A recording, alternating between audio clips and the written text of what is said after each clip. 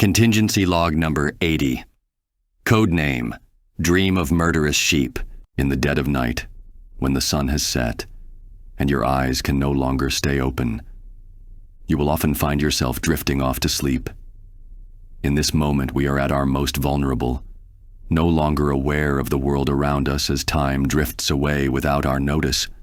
Some may fear an attack coming from the outside, perhaps an intruder who will appear in the middle of the night when you are unable to defend yourself, something I'm sure many who painstakingly ensure their home is secure will fear. But not many would expect an attack from within when they slip into a deep sleep, drifting off into a world crafted from their own mind. Maybe not even knowing they drifted into a dream until they end up confronted by someone who shouldn't be there. A man who has not only invaded their dreams, but has taken full control over it. It is no longer a dream, nor is it a simple nightmare. You're now at the mercy of a dream demon by the name of Freddy Krueger. But this demon will do more than scare you within your dream. No, he'll do far worse.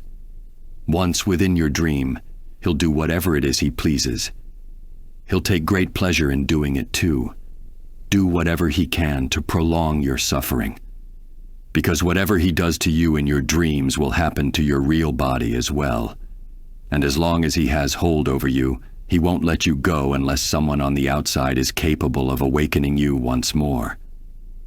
It's hard to understand, honestly, this sick pleasure he gets in torturing his victims. Victims who are more often than not teenagers. It's always teenagers. But unlike in the case of Jason Voorhees, there was nothing in this man's past that could have created the monster he is now. Truth is, he was always a monster, only now he has the power to accomplish even more than that which he had done in the past. Before he made a deal with other demons to become what he is now, Freddy was a normal man with a twisted desire for revenge.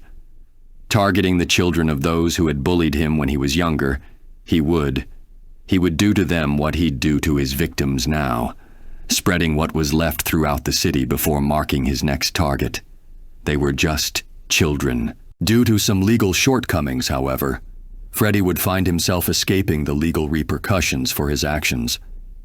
But Freddy Krueger would not escape the consequences that would follow, as the civilians of his city would not sit idly by as he escaped justice. As such, they would take matters into their own hands. Freddy would burn that day. In all honesty, it should have stayed that way. But some evils are too potent to be kept down, which is why he would continue his reign of terror for many years to come. Defeating this demon will require the mental fortitude to overcome your own fears.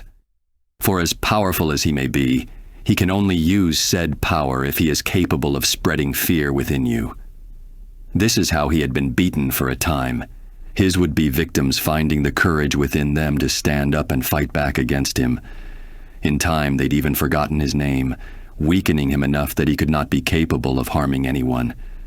But this was temporary, as he managed to bring that fear back by using external aid, something that would backfire on him. Surprisingly, maybe even to himself, Freddy can be pulled out of the dream realm and into the real world. Once here, he'll have the same vulnerabilities as a human would, though don't think for a second that he would be an easy foe, as he'd still managed to take on Jason by himself.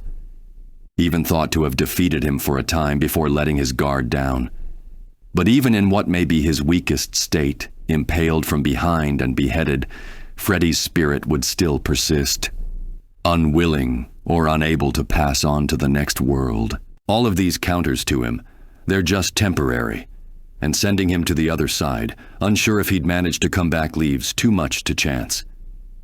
When it comes to spirits like him, something permanent is needed, a means to hold him indefinitely, unable to escape and bring harm to others. It took time and many sleepless nights, but in time, I'd managed to find the perfect means to capture Freddy. All I needed was a means to bring him to it. Fortunately for me, he'd willingly brought himself to it himself.